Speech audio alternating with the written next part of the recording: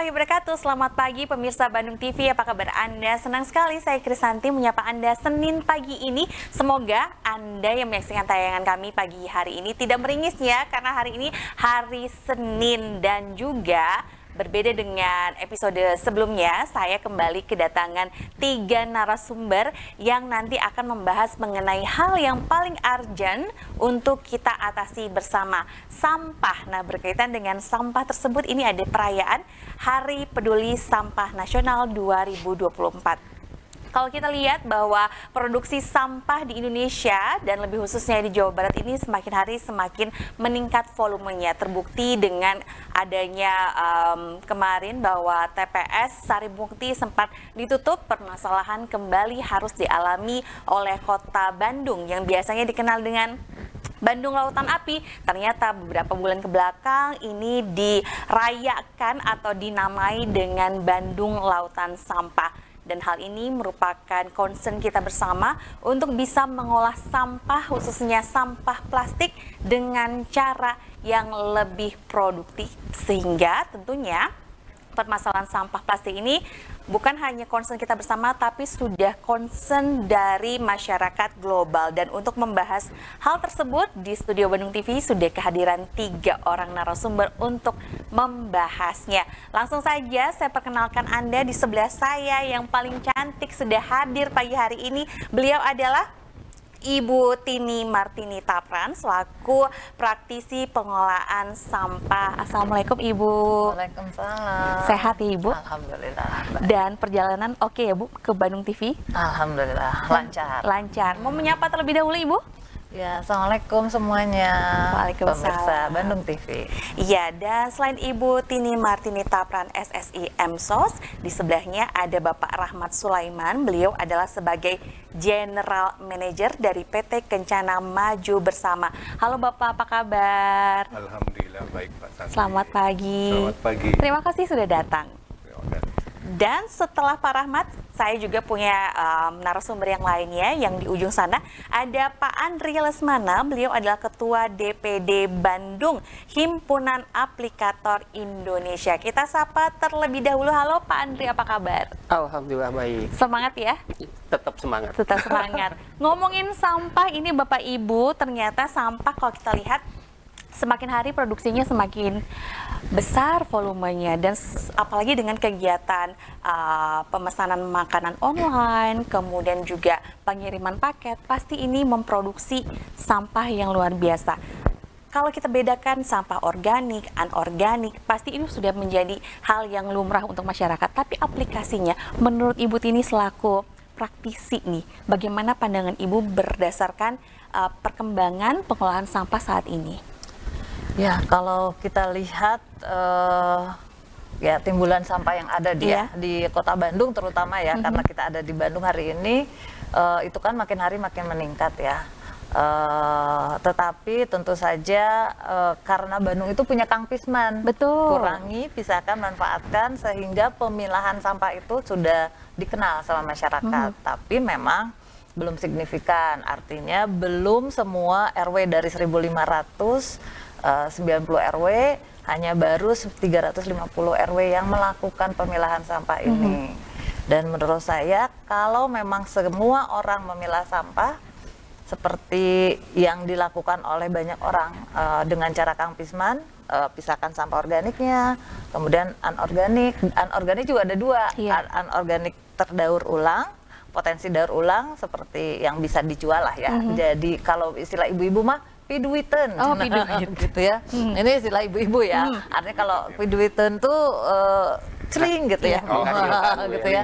Kesannya tuh jadi senang gitu ya kalau ngumpulin sampah piduiten gitu ya. Nah itu, kemudian yang satu lagi residu. Ya. Nah residu inilah yang jadi masalah di kemarin di TPA Sarimukti.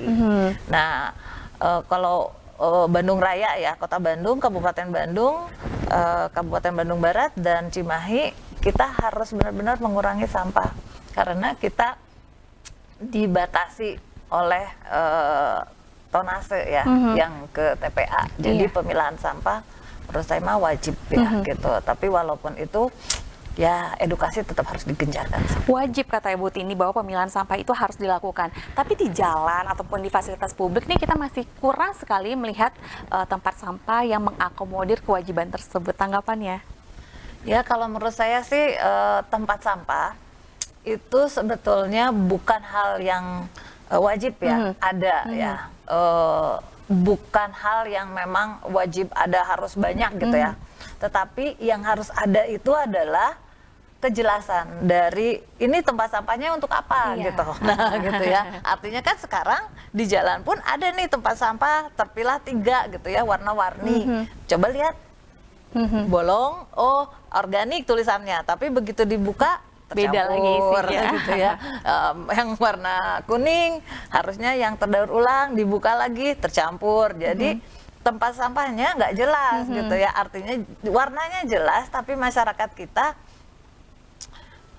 literasinya kurang sehingga mereka harus diedukasi dengan tempat sampah yang jelas tempatnya apa gitu ya.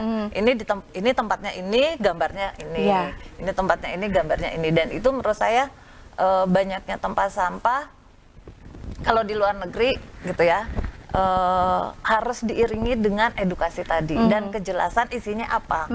Itu sih kalau dari lingkungan ya, karena kalau di jalan banyak tempat sampah nanti justru banyak orang yang buang sampah gitu ya.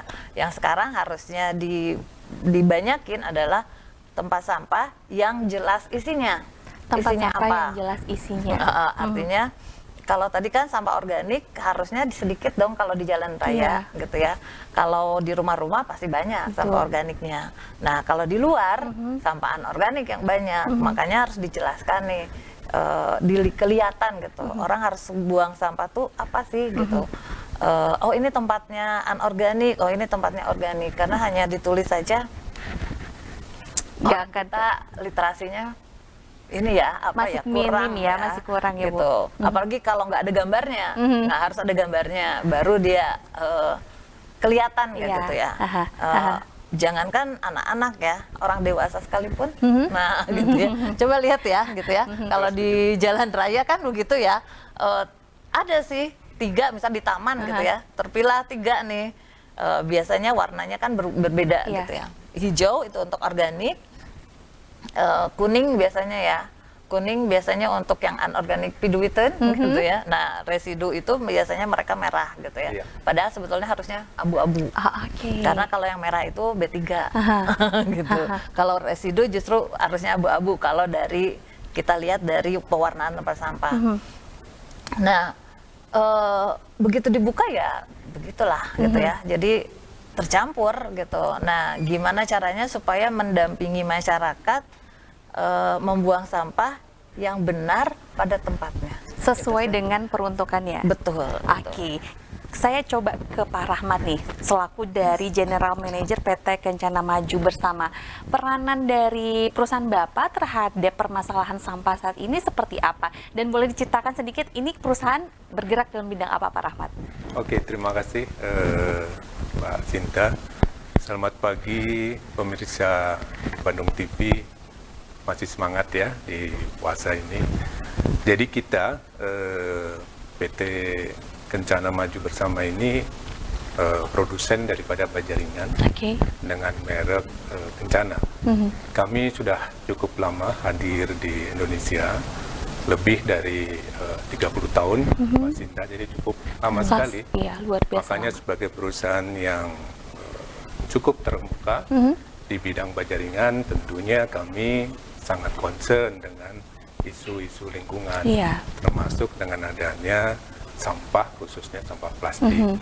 Nah, untuk itu kami ya kerjasama dengan mitra kerja kami, HAPI, Himpunan Aplikator Indonesia, melakukan pelatihan-pelatihan. Tidak ada masalah pelatihan berkenaan dengan rangka atap, bajaringan, tetapi khususnya yang berkenaan dengan isu lingkungan dalam hal ini sampah adalah training pelatihan mengenai pembuatan rak botol. Seperti kita ketahui bersama tadi disampaikan Bu Tini, literasi kita terhadap sampah itu sekarang ini kita masih perlu edukasi. Iya, betul. Salah satunya kita aja sulit membedakan antara sampah organik dan organik. Betul. Tapi dengan adanya kita buatkan rak sampah plastik ini, sehingga masyarakat itu sudah teredukasi dengan langsung melihat. Nah, di situ jadi membuang sampah plastik di situ. Dan jangan lupa bahan-bahan yang dibuat rak plastik ini juga bahan yang berkualitas tinggi karena sudah mengandung di situ coating, ya coating itu kalau di istilah SNI PCLAS-nya, sehingga tahan karat. Dan kita harapkan nantinya masyarakat itu setelah teredukasi akan turunannya ya akan secara mandiri bisa melakukan pekerjaan-pekerjaan pembuatan rak sampah di lingkungannya. Ada nilai ekonominya di sana. Piduitan lagi ya Bu Tini. Soalnya harus dikaitkan dengan piduit. Betul, kita harapkan nanti di desa-desa gitu ya mereka bisa mandiri ya membuat rak sampah sehingga mereka bisa mengumpulkan di rak sampah plastik ini yang tentunya nggak perlu dipilah-pilah lagi gitu. Oke, seperti yang ada di belakang sini ya Pak betul. ya. Betul. Oke, rak sampah plastik. Jadi masyarakat pun sudah nggak bingung pada saat ada pegang botol mineral langsung dimasukkan ke rak sampah plastik. Ini biaya produksinya berapa Pak? Dan kalau dijual berapa? Oke, jadi satu rak sampah plastik ini itu kita buat dari hulu, galvalum atau PCLAS dalam SNI, tebalnya 0,35. Satu rak sampah plastik ini kita membutuhkan 15 batang, ya hulu. Nah, satu rak plastik itu kira-kira kalau kita hargain secara komersial sekitar 750.000 per rak plastik seperti itu. Tapi jangan lupa dengan menggunakan rak plastik berbahan holo yang berkualitas baik ini cukup tahan lama. Everlasting gitu ya Pak? Betul, jadi bisa ditaruh di tempat-tempat yang terbuka yang notabene kena hujan dan sebagainya. Cuaca. Betul, seperti itu. Jadi ya ada kualitas pasti ada harga dan pasti ada jangka waktu yang lebih baik dan lebih panjang penggunaannya. Makanya sekarang kita kerjasama dengan mitra kerja kita HP ini cukup masif melakukan pelatihan-pelatihan. Kita harapkan nantinya masyarakat itu betul-betul paham mengenai pentingnya memilah-milah sampah, khususnya sampah plastik tadi yang tidak bisa terurai di dalam tanah. Oke, terlihat langsung ya Pak ya kalau bentuknya seperti ini. Nggak mungkin ditaruh di situ kertas gitu pasti plastik karena di sana juga ada gambar botol plastik, gambar juga. Botol dan botolnya terlihat sebetulnya. Jadi itulah edukasinya. Oke, jadi tidak ragu-ragu juga untuk membuang sampah dari masyarakat untuk memilih rak sampah baja ringan ini. Betul begitu ya Pak? Ya betul. Jadi kita harapkan suatu saat nanti setelah pelatihan-pelatihan ini berjalan dengan baik dan masyarakat itu sadar mengenai isu memilah-milah sampah. Mungkin tempat-tempat yang keramaian, tempat tertentu, orang yang lalu lalang banyak itu sudah langsung menaruh botol plastik dan sebagainya di tempat rak sampah yang kita buat. Oke, menarik sekali inovasinya. Dan tadi Pak Rahmat juga sudah menyinggung aplikator nih dari Pak Andri Lesmana. Pak Andri, saya sebagai masyarakat awam ya pemirsa bingung sekali aplikator, himpunan segala macam. Ini mitra kerja yang seperti apa yang dibentuk oleh himpunan dari Pak Andri Lesmana sendiri? Tentunya berkontribusi dengan adanya permasalahan sampah. Silakan Pak. Oke, terima kasih banyak. HAPI itu adalah Himpunan Aplikator Indonesia ya. Ya mungkin lebih enak dibilang HAPI gitu ya. Ya. Nah, HAPI sendiri adalah satu organisasi sosial yang memberikan wadah kepada para tukang bangunan atau aplikator untuk meningkatkan kompetensi. Nah, kita bergerak di bidang edukasi dan pelatihan baja ringan, Mbak. Nah, jadi para aplikator-aplikator, tukang-tukang kita edukasi agar kompetensinya semakin bertambah. Nah, tadi pertanyaannya, nah terus hubungannya sama lingkungan apa? Nah, kita kan juga ada keinginan agar lingkungan ini bersih seperti apa. Nah, kita mengedukasinya, mentrainingnya dengan cara si aplikator-aplikator atau tukang-tukang bangunan itu kita latih gimana cara membuat rak sampah. Nah, itu salah satu inovasi kita, Bu. Jadi yang di belakang itu rak sampah itu adalah hasil karya dari para tukang-tukang aplikator-aplikator, dan kebetulan kemarin saya bekerja sama juga selain dengan mitra kita Kencana dengan Bu Tini juga. Jadi kemarin kita mengadakan pelatihan di Taman Hutaran Raya Juanda, Bu. Jadi mengadakan pelatihan yang mana pesertanya itu ada dari mahasiswa, ada dari Dinas Lingkungan Hidup, dan ada dari masyarakat sekitar. Kita training mereka membuat rak sampah, dan ternyata membuat rak sampah itu simpel, Bu. Jadi bukan hanya tukang aja, mahasiswa pun kemarin ya, Bu ya. Betul. Jadi kemarin ada mahasiswa dari Unpar, dari UPI juga ada, Bu, sama dari Unpad juga ada. Mereka membuat sendiri. Dan setelah membuat, si mahasiswa itu ngerasa, oh ternyata mudah loh ngebuat rak sampah. Dan setelah itu rak sampahnya kita serah terimain kepada masyarakat, sehingga ya mudah-mudahan setelah jadi bisa dimanfaatkan dan minimal mengurangi sampah lah, Bu, seperti itu. Jadi ini merupakan satu kolaborasi sebenarnya, bahwa tadi targetnya adalah selain untuk meningkatkan kompetensi para tukang dan yang lainnya, juga tadi bisa memberikan harapan nilai ekonomis barangkali ya Pak untuk masyarakat umum yang memang mau memproduksi rak sampah Bajaringan ini. Animo dari masyarakat sendiri seperti apa Bu Tini untuk adanya pelatihan ini?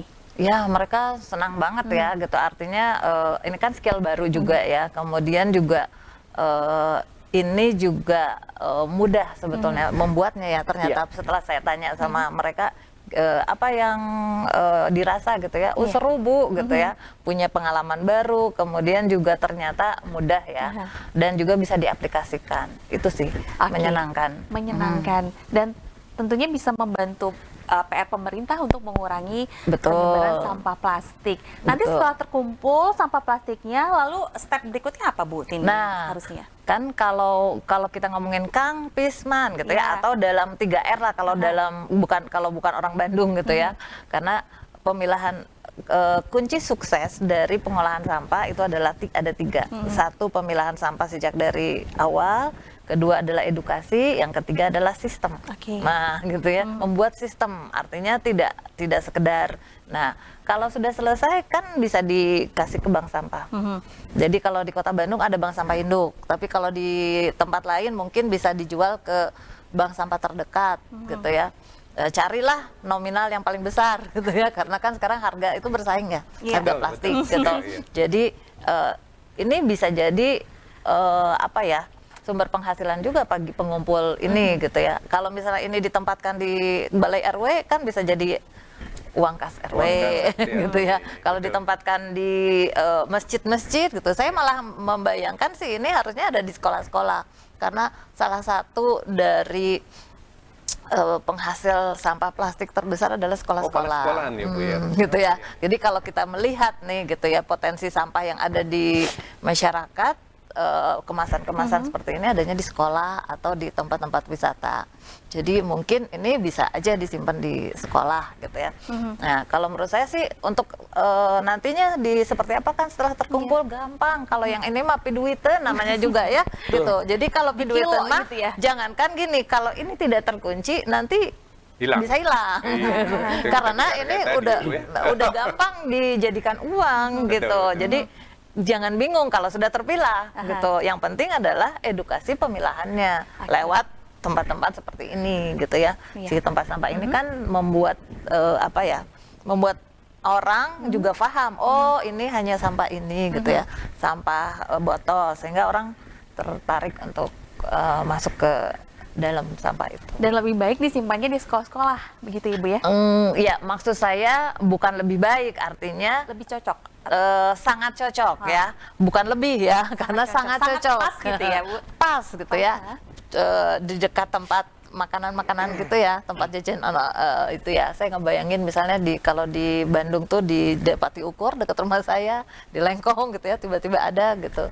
Atau di sekolah-sekolah. Nah, kenapa di sekolah-sekolah? Karena kalau sekarang kan lagi saum ya, lagi puasa, orang nggak jajan banyak. Tapi kalau coba kita lihat, kebetulan kalau saya kan senang juga ya edukasi ke sekolah-sekolah. Kelihatan kalau di sekolah itu lebih banyak plastiknya dibanding dengan organiknya. Makanya nanti kita coba ngobrol ya untuk sekolah gitu. Betul Bu, mungkin saya menambahkan Bu ya. Kebetulan Himpunan Aplikator Indonesia ini kita memberikan pelatihannya itu bukan hanya kepada tukang-tukang atau aplikator, tapi kita juga memberi pelatihan kepada siswa, kepada mahasiswa, arsitek, pelaksana ataupun pengawas, Bu. Nah, salah satunya kan tadi sekolah, Bu ya. Betul. Nah, sekolah kita juga udah sering, hampir tiap bulan kita edukasi ke sekolah-sekolah untuk pelatihan, Bu. Nah, tapi selama ini kebanyakan kita pelatihannya itu ke sekolah yang teknik bangunan, Bu. Iya, Karena iya. kan memang kita fokusnya ke pelatihan bajaringan ya. Nah, tapi mungkin ke depannya dengan usul Ibu tadi ya, ke SMA juga kita mengadakan pelatihan, yaitu pelatihannya pembuatan rak sampah. Sehingga di sekolah-sekolah setelah kita pelatihan, si rak sampahnya kita serahkan ke sekolah, dan tadi dampaknya bisa mengurangi sampah di sekolah itu. Sama tadi karena sampahnya ini botol, Bu ya, mendapatkan cuan juga buat sekolah. Betul. Ya, nanti kan tidak hanya harus botol ya, Pak ya. Nanti mungkin di tempat sampahnya sama, berjejer 3, nanti kita gambarnya berbeda. Ada yang botol, ada yang kertas, ada yang kaleng, misalnya gitu. Iya. Itu kan apa ya? Perkembangan step berikutnya ya. Betul, karena buat saya sebetulnya yang tadi ya, penting sekali untuk mengedukasi masyarakat. Apalagi di Cekungan Bandung, di Bandung Raya ini, kita udah nggak punya lagi TPA gitu ya. TPA-nya kan bermasalah ya. TPA Sarimukti itu sudah overload, nggak bisa lagi dipakai gitu ya. Maka hal yang paling wajib kita lakukan adalah memilah sampah. Nah, dalam hal ini ya, ini salah satu dari gimana caranya orang mau milah sampah kan gitu.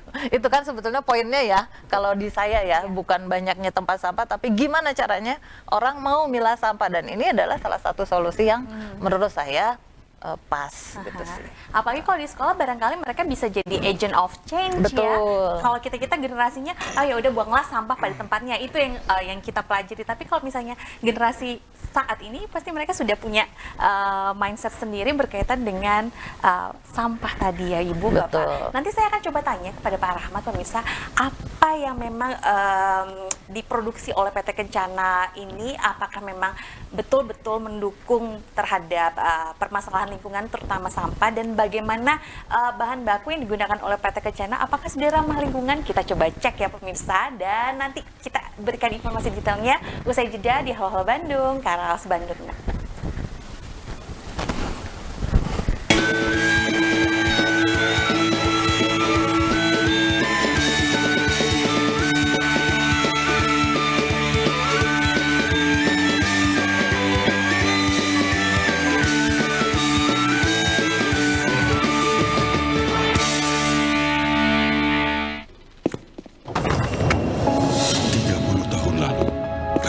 Mimpi dan terus melangkah hingga hari ini dengan dedikasi dan komitmen tinggi untuk menghasilkan produk yang berkualitas tinggi dan aman, serta memiliki presisi ketebalan, konsistensi dari waktu ke waktu, teruji kualitas dengan standarisasi.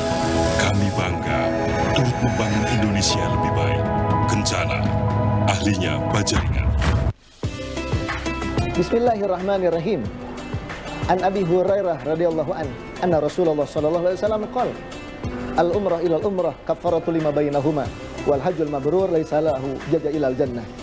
Dari umrah ke umrah merupakan kafarah penggugur dosa antara keduanya, dan bagi haji mabrur tiada pahala kecuali surga. Hadis riwayat Bukhari Muslim.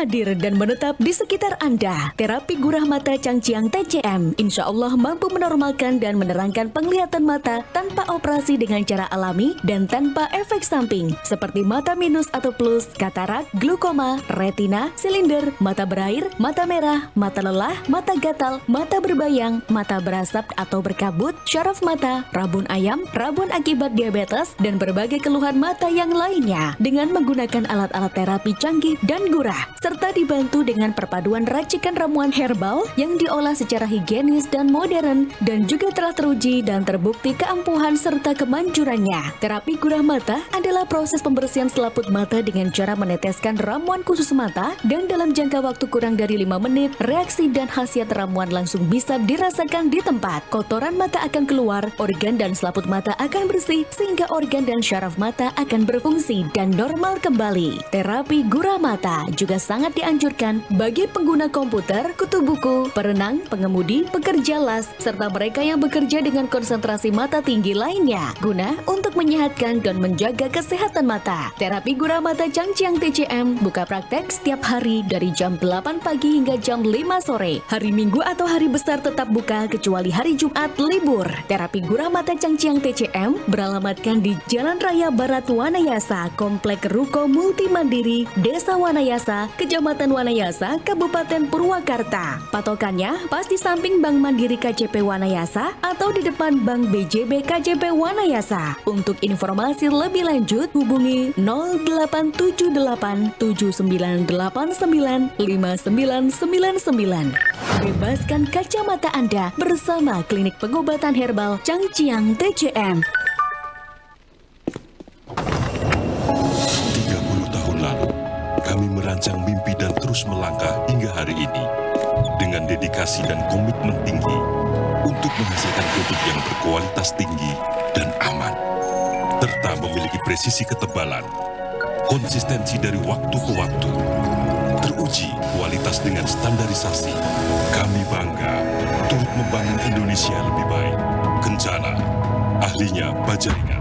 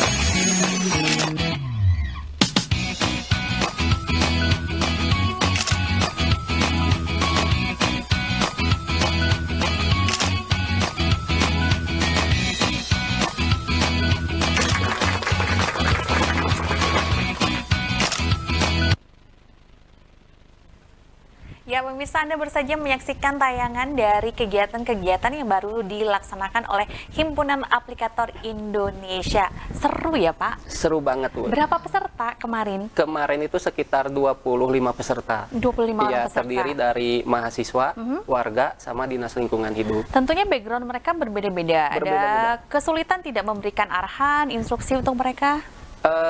Sebenarnya kalau dilihat itu cukup rumit, Bu ya. Nah, cuman ketika kita kasih edukasi dan pelatihan di awal, mereka mengerjakannya gampang. Mahasiswa dari dinas lingkungan hidup ataupun warga, mereka bisa semua, Bu. Oke. Bisa semua. Dan karena sangat mudah, yang tadi saya bilang di awal, Bu ya. Jadi ini semua pasti bisa, Bu, membuatnya. Makanya kita latih semuanya. Mudah-mudahan lah dengan kita latih, yang dari mahasiswa atau dari DLH dan masyarakat bisa membuat sendiri di rumah dan mengaplikasikannya di wilayahnya masing-masing. 1 hari selesai, Pak ya? 1 hari selesai, Bu. Oke. Enggak usah 1 hari, Bu. 2 jam juga selesai. Wah, luar biasa Iya. ini pemirsa. Dan bagaimana tanggapan dari pemerintah Kota Bandung sendiri berkaitan dengan permasalahan sampah yang ada di Kota Bandung dan juga sekitarnya. Ini saya kehadiran satu narasumber lagi, yaitu Bapak Dudi Prayudi selaku Kepala Dinas Lingkungan Hidup dan Kebersihan Kota Bandung. Assalamualaikum, Pak. Waalaikumsalam. Sehat, Pak? Alhamdulillah. Perjuangan ya sampai sini. Iya.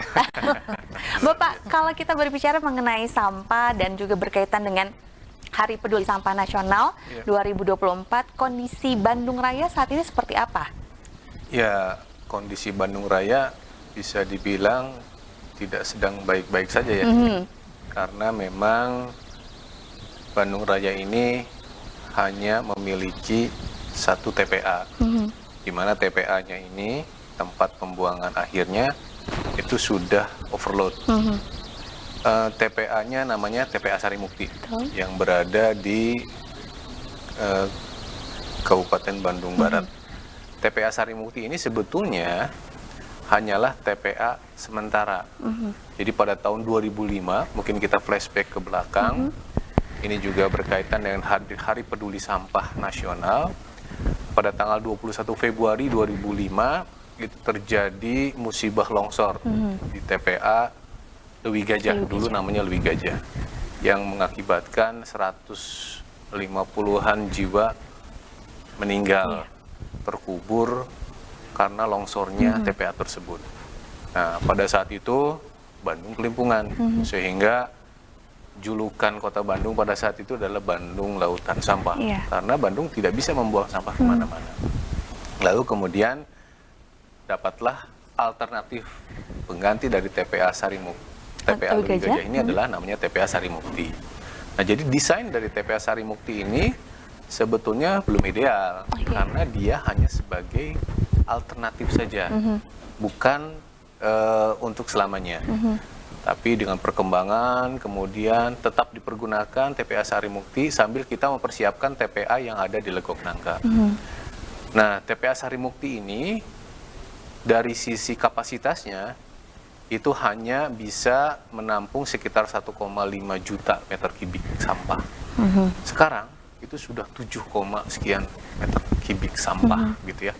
Jadi sudah overloadnya sudah 700%. Jadi bisa dibayangkan di satu ruangan yang harusnya mungkin 10 orang gitulah ya, ini sudah sampai 70 atau lebih gitulah ya. Bisa dianalogikan seperti itu. Kemudian tahun kemarin terjadi kebakaran di TPA Sarimukti yang mengakibatkan seluruh kota kabupaten di Bandung Raya ini tidak bisa buang ke sana. Dan mungkin Bapak Ibu juga memperhatikan, melihat gitu ya, fenomena banyak tumpukan sampah di TPS, di jalan dan lain-lain. Nah, oleh karenanya kita menggugah kesadaran dari kita semua lah ya. Karena tidak mungkin pemerintah itu bisa menyelesaikan permasalahan sampah ini dengan sendiri. Perlu kolaborasi dari semua stakeholder yang terkait di dalam pengolahan sampah. Nah, oleh karenanya saya menyambut baik ya ide ataupun program yang digagas oleh teman-teman ini, sehingga kita bisa memberikan edukasi lah ya, kesadaran kepada masyarakat mengenai pentingnya pemilahan sampah. Karena kuncinya adalah di pemilahan sampah. Tanpa ada pemilahan sampah, sulit untuk melakukan step selanjutnya. Ketika sampah sudah dipilah, sampah organik, sampah anorganik, sampah residu gitulah ya, itu akan mempermudah untuk melakukan pengolahan lebih lanjut.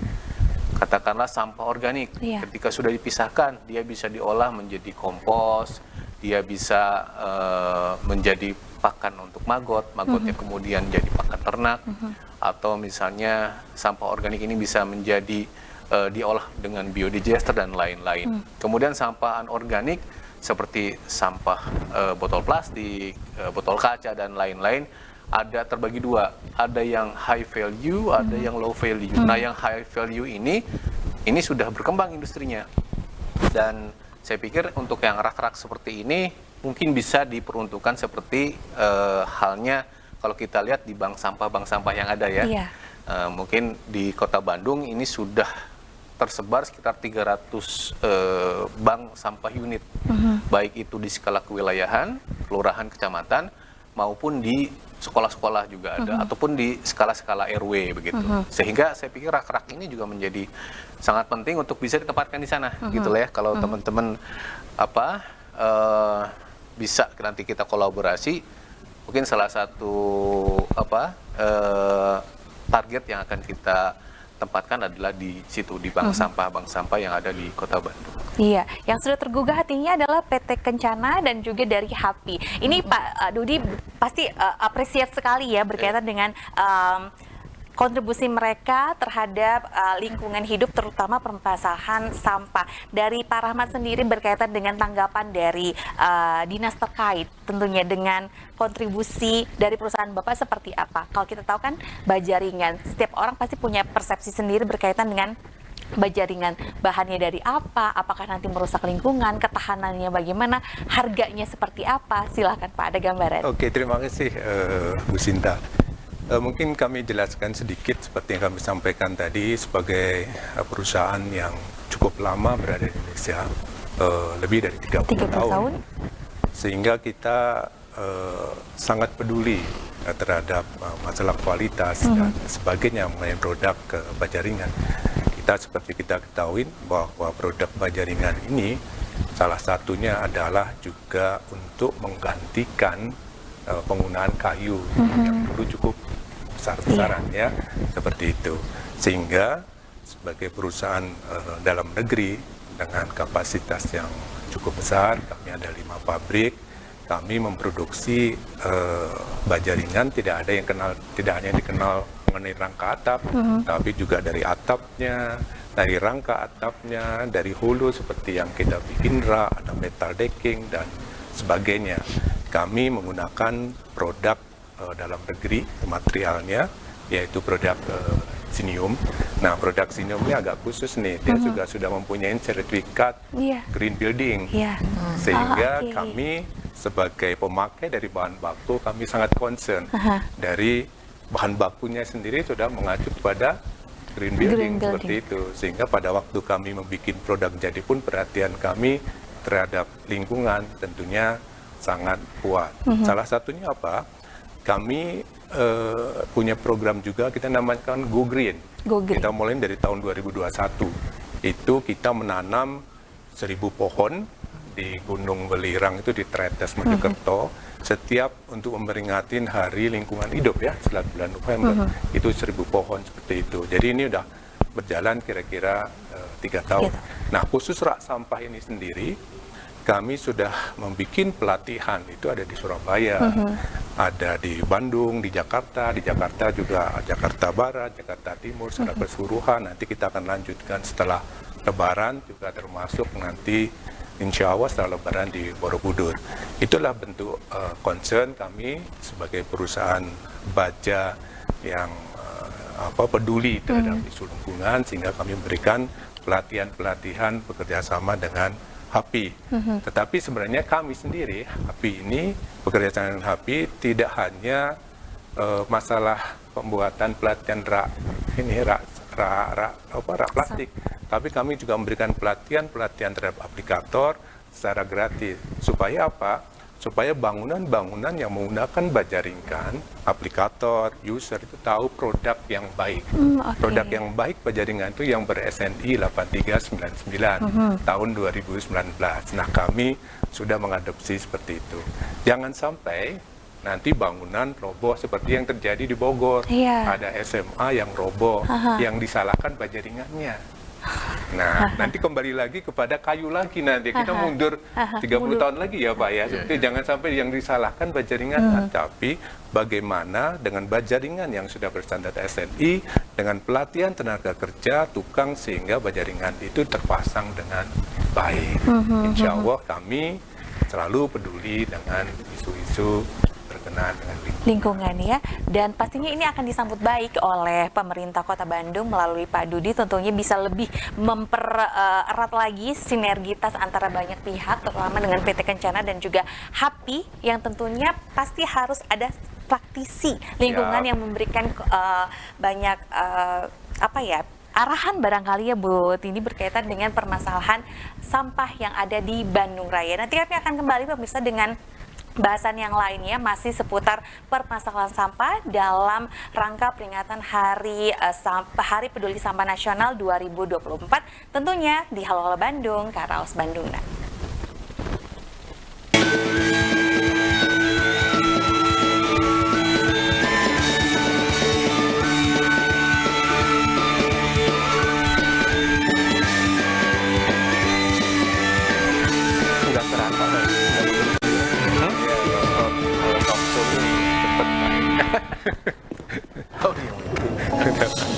Tahun lalu, pelanggannya udah banyak Pak. Terus melangkah. Cukup banyak Pak. Kami kalau di PUPR cukup banyak Pak. Makanya kami juga tadi sempat ngobrol gimana kalau kita ekspos perkenalan konsistensi dari waktu ke waktu. Saya ngajak HAPI adanya kasus beberapa sekolah yang roboh. Kami bangga. Nah kan jangan sampai itu tadi yang disalahin Bajaringannya. Bajaringannya nggak salah Pak. Tekniknya kali. Ya kali. Iya, teknik. Kami strategi dikit itu tidak bertumbuh kepada ring balon. Oh.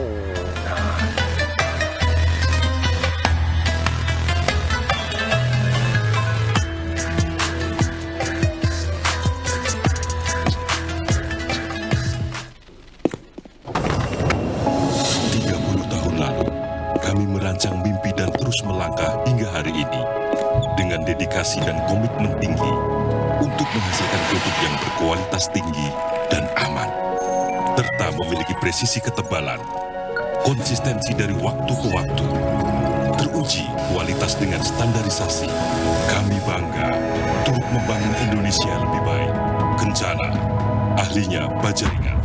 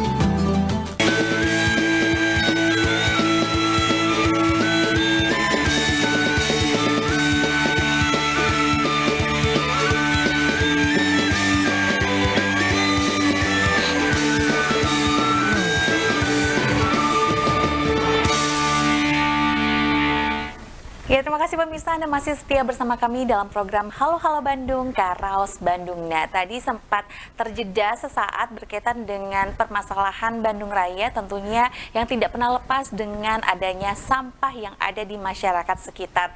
Ada Bu Tini yang memang concern terhadap perilaku masyarakat Bandung Raya dan juga Indonesia berkaitan dengan kurangnya literasi berkaitan dengan budaya membuang sampah. Salah satu agent of change-nya adalah penempatan rak sampah plastik di tempat yang pas dan cocok, diantaranya adalah sekolah. Urgent sekali ya Bu Tini berkaitan dengan literasi kebersihan dan juga cara membuang sampah untuk masyarakat.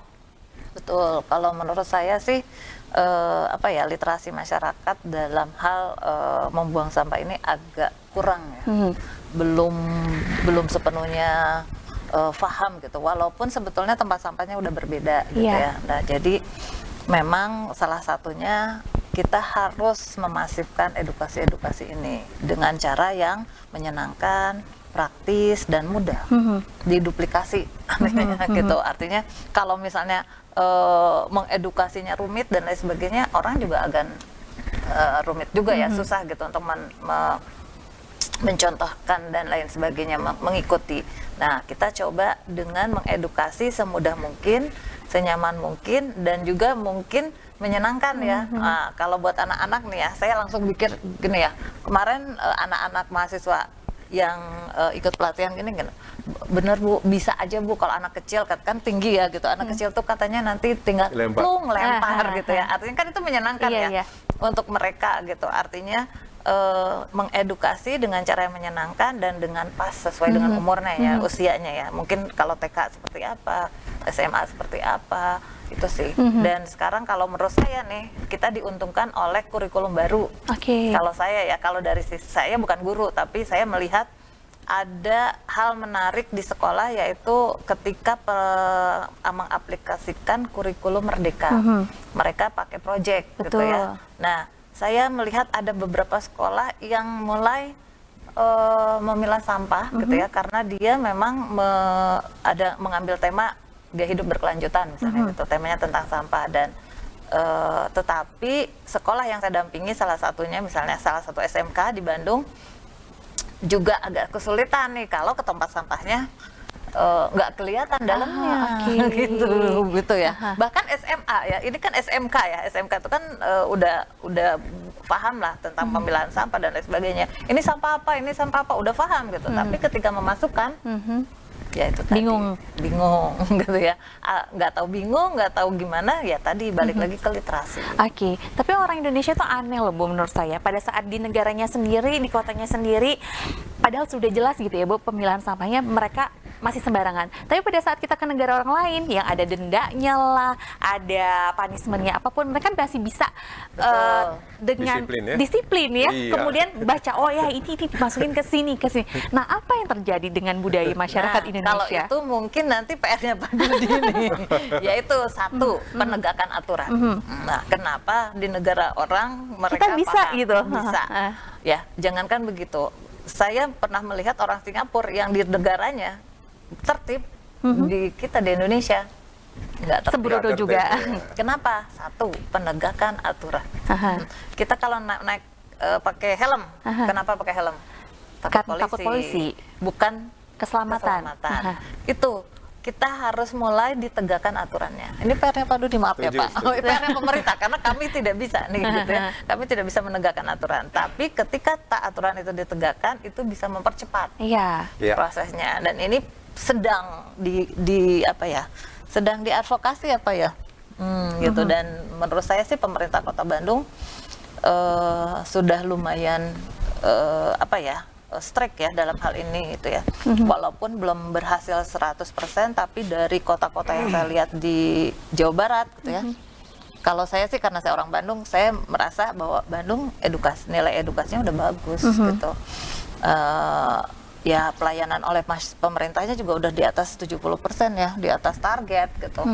Nah, hanya mungkin ya tadi ya, kita butuh penegakan aturan pada saat pemilahan sampah tersebut ya, gitu, agar lebih masif gitu. Kalau tidak akan ada tapi lama gitu sih. Jadi berevolusi bukan berevolusi ya Bu ya. Supaya pengen cepat, pengennya didukung juga dengan aturan dari Pak Dudi dan juga teman-teman di kedinasan. Tanggapannya Pak? Ya, kalau bicara regulasi sudah ada sebetulnya. Jadi kita sudah punya Perda nomor 9 tahun 2018 tentang pengolahan sampah, di mana di dalam Perda tersebut ada sanksi-sanksi yang bisa diterapkan untuk para pelanggar dari perda tersebut. Misalkan membuang sampah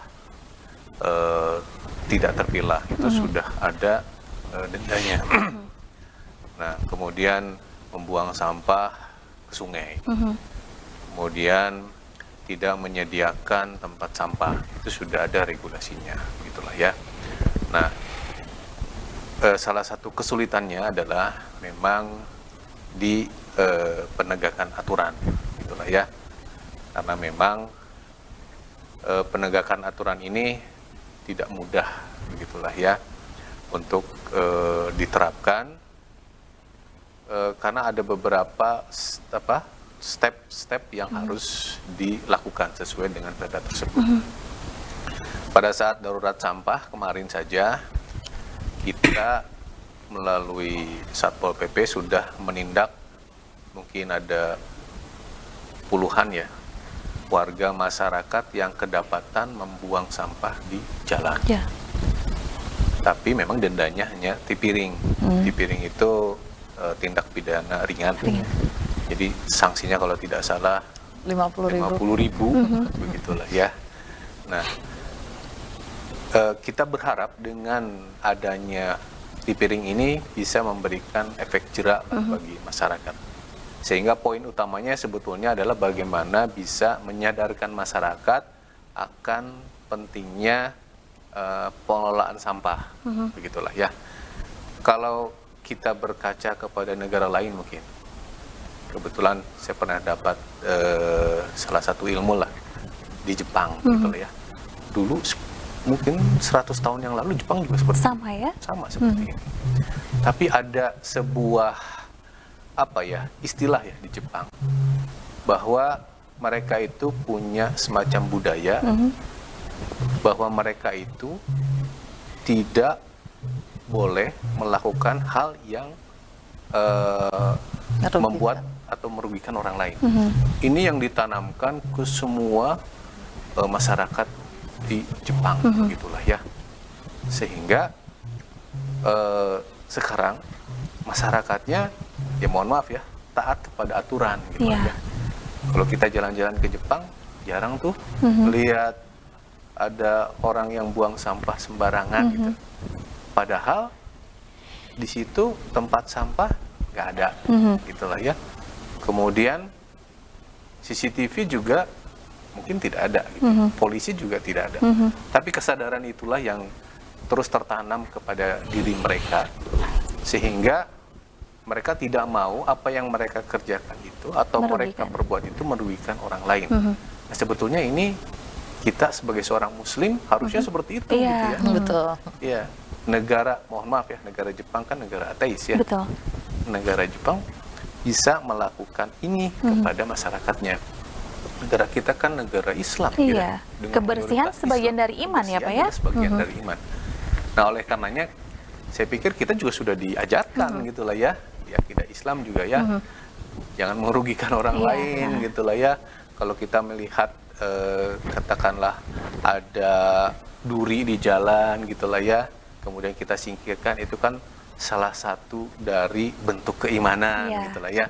Nah, mungkin tinggal kita kembalikan saja bahwa kalau kita menjalankan apa-apa yang ada di dalam akidah Islam, saya pikir itu sudah bisa merubah masyarakat kita menjadi lebih baik. Gitu. Ini yang terus kita lakukan, gitulah ya, edukasi, terutama dibantu oleh seperti Bu Tini, kemudian mungkin bapak-bapak di sini, agar pengelolaan sampah ini tidak hanya menjadi tanggung jawab dari pemerintah saja. Ini tanggung jawab bersama, gitu loh, yo. Karena apa? Yang memproduksi sampah kan kita semua. Saya memproduksi sampah, Mbak juga memproduksi sampah. Harusnya kita semua itu bertanggung jawab terhadap sampah kita sendiri, gitulah ya. Jadi sampahmu tanggung jawabmu dan sampahku ya tanggung jawabku. Gitu. Jadi memang itu yang paling krusial ya pemirsa untuk bisa mengatasi permasalahan sampah. Kita jeda sejenak pemirsa berkaitan dengan perbincangan kita hari ini di segmen berikutnya di Halo Bandung, Karaos Bandung. Oke, dan ternyata waktu kita sudah cukup sampai di sini, pemirsa, berkaitan dengan pembahasan kita Hari Peduli Sampah Nasional. Bapak-bapak, Ibu, terima kasih atas insight dan diskusinya hari ini. Semoga masyarakat yang menyaksikan tayangan kami hari ini mengubah mindsetnya untuk bisa mulai dari diri sendiri bertanggung jawab dengan sampah dari diri sendiri ya. Terima kasih semua narasumber saya yang pagi hari ini hadir. Jaga kesehatan, terus mengedukasi masyarakat untuk menjaga kebersihan di lingkungan masing-masing. Sukses untuk Bapak-bapak dan Ibu. Saya Krisanti pamit dari hadapan Anda. Halo-halo Bandung, Karaos Bandung. Karaos Bandung.